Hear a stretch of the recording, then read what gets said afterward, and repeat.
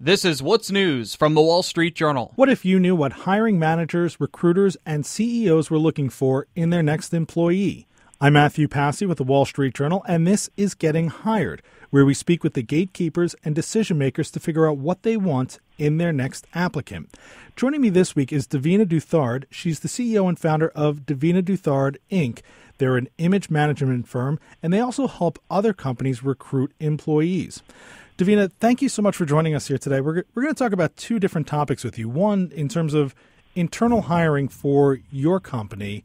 You're the very last stepping stone. Nobody's getting a job unless they talk to you first. So when people come in to sit down for an interview with you, they've probably been vetted and they have the right experience, they've got the right skill set.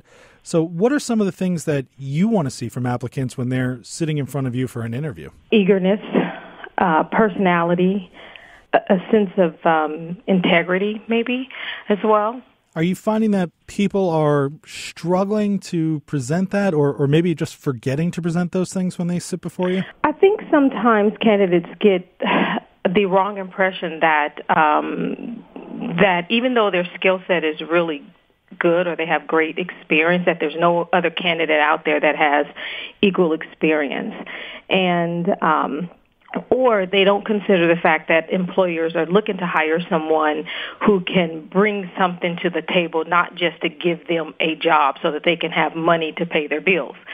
I think that's where oftentimes candidates get lost. They just their approach is, I just need a job. And that's not really a good selling point for an employer. You want to see someone who wants your job. They want they want to work for you. They want to help with your goals and ambitions. Exactly. And oftentimes you'll get the opposite. What can you do for me? I need a job. I need to pay my bills. So we all do, but you have to bring more than that to the table. Are there certain ways that people can express that without actually saying, I want to do this? Are there like subtle things that you look for that people are failing to do? Yes, I think they're failing to really look at the position and determine if they can really bring anything to the table to help with that position. Instead of going into the interview thinking, I, me, go in thinking, you, what can I do for you? How can I make this position work for your company? What can I contribute to the company and to the team that is going to make the service, the company better? Is there anything specific when it comes to the image management side of your business that you're looking for in people? Is there a certain trait that just doesn't usually show up on a resume but that you can see in an applicant? Physically, yes. When someone comes to an interview and they're not well groomed, that's one thing that's a quick deterrent, if you will. Not that you have to have the most expensive suit on. You don't have to have the best jewelry or anything like that. You just need to be well maintained. And what that says to an employer, too, when you come in, you're not well groomed, meaning you're sloppy, your clothes are wrinkled or they're dirty or unkept. That says to an employer that you're not organized, you're not efficient, you're not. That may not all be true, but that's the impression that they receive. So when you come into an interview, one, be on time, actually be early, and be well groomed, look organized, look prepared for the interview. Because that's going to translate to the employer that this person is prepared, they're ready, they're going to be a good candidate, they're going to be a good person in this position. Now, as we talked about earlier, your company also helps others with their recruiting. And so when you're talking to people that you're going to place or, give them assistance to find a job, are you looking for some of these same qualities? Do you want your company to be pitching and representing people that you wouldn't suggest someone that's not good enough for you? In other words, like you want that same caliber of people when you're sending them out to other jobs? Oh, absolutely. Because of what we do, we look for individuals who are able to teach and inspire others. So that's a certain quality that we need in our company. However, when we're working with, let's just say, for instance, because we work with clients from a wide variety. We work with individuals with developmental disabilities all the way up to doctors and lawyers, et cetera. So It depends on the organization. For example, when I first started working with individuals with developmental disabilities, and we were working with individuals who may have been in their 30s and 40s looking for their first job, never really had an entryway into the competitive employment because they were kind of, left out. No one really had much expectation that they could do more than be in a day program, if you will.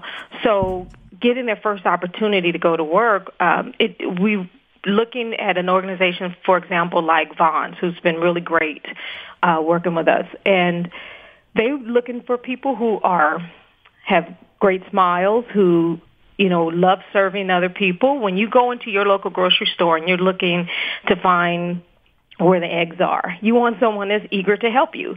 When your when your groceries are being bagged at the end of the register, you're looking for someone who can do that with a smile, who can do it expeditiously, and and appear to enjoy their job.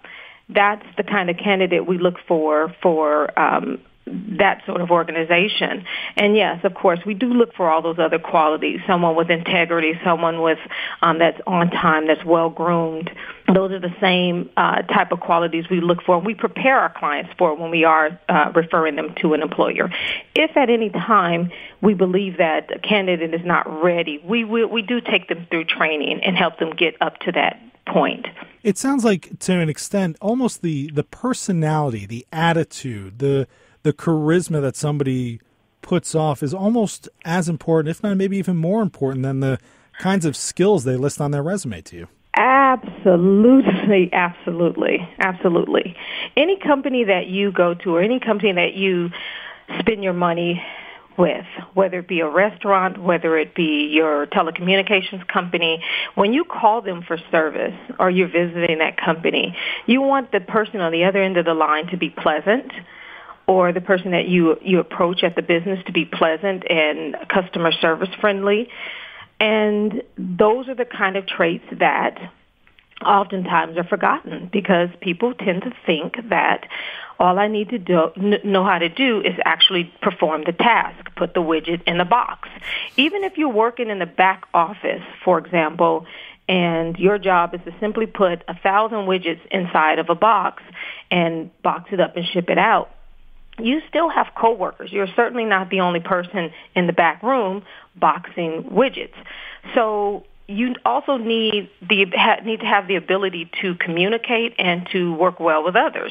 And those are traits that are so very important that, again, most people often forget that are necessary. One of the things that we like to say here and through our Polish and Professional Service, we talk about education or educators are the ones who teach you all the hard skills, the essential fundamental skills that you need to be successful in a job. But we teach you those soft skills, those things that that aren't required. They aren't required to teach you in school, but are equally as necessary to be successful in the workforce.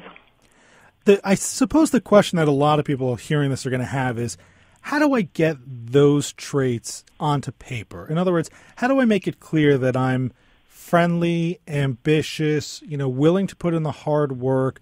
How do I put all those things into a cover letter or resume without sounding like I'm bragging too much, or, maybe that without even sounding like maybe I'm lying because I'm just being too positive? I think that's a struggle for a lot of people. How do I get you to recognize that from the piece of paper that I send you versus if I get to the point of sitting in front of you? Right. I have a different take on that. I think that is probably the most important time for you to brag about your skills and your capabilities, because this is sort of like your image on paper. This is your one shot. This is your 3 minutes of fame. This is your shot to be on Oprah, if you will. So, or the Wall Street Journal, if you will. So you need to express as much as you possibly can on paper what positive traits you have. I think what tends to happen is people have a tendency to use a lot of jargon. They'll find a good sentence or a keyword from someone else's resume, and they just sort of compile all those things in one big objective. I think what they should do is really kind of, take into consideration their important skills, their important qualities, and put that on paper. Use those keywords. But then in your cover letter, which is where most people really, really fail, because they'll send a resume that has nothing to do with the job, and they never really point out how their skills or their experience really relates to the position they're applying to. And if they take the time to demonstrate that in a few words, on paper, I guarantee you they'll have a lot more callbacks than they will if they're just sending a resume with just a bunch of skills. Because we're hiring people. We're not hiring robots. So if I send you that cover letter and that resume and I do talk about all these things, are you going to follow up and sort of find out whether or not I'm just being overly ambitious in my description of myself? Is there a way for you to verify that, or are you going to take my word for it and and then work off of that? Absolutely. The bottom line is you could have someone's resume who says they've worked for a ton of companies and they have this experience, and all of that very well might not be true. So you still have to do your due diligence as an employee or as a hiring representative to be sure that what's on paper is actually accurate. And oftentimes in conversation, that's what the interview process is for. So when you're in the interview, you can ask questions and kind of determine what their experience actually is. If they really know how to do this job that they've listed on that paper, are they really this kind of person? Are they friendly? Do they get along well with others?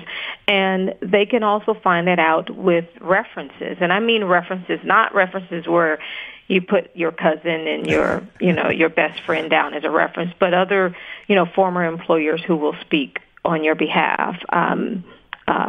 Even your pastors, whomever, wherever your references come from. And a good recruiter can determine whether or not the information that's listed there is accurate. And again, once you get to the interview process, you can find out, you can kind of tell if someone's being genuine about what their description on paper. Davina, we always ask everyone if there's any other last-minute tips or advice that they have for folks out there who are seeking a job. Anything in particular you want folks to keep in mind? Oh, absolutely. What I would suggest is oftentimes people think that I do believe success is in numbers often. However, if your resume or your job search is not really directed and you're just sending resumes all over the place to different positions, you're not going to have as much success as if you would be very focused and directed in your search, make certain that you're submitting a cover letter to really explain why your experience is relevant to the position that you're applying for. You'll get a lot more response that way if you are. And last but not least, always go dressed to impress and with a great smile. We have been speaking with Davina Douthard. She's the CEO and founder of Davina Douthard. They're an image management firm. They're hiring, and they're also helping others to hire. So you'll definitely want to check them out. Davina, we want to thank you so much for giving us some of your time today. Absolutely. Thank you for having me. You've been listening to What's News from the Wall Street Journal.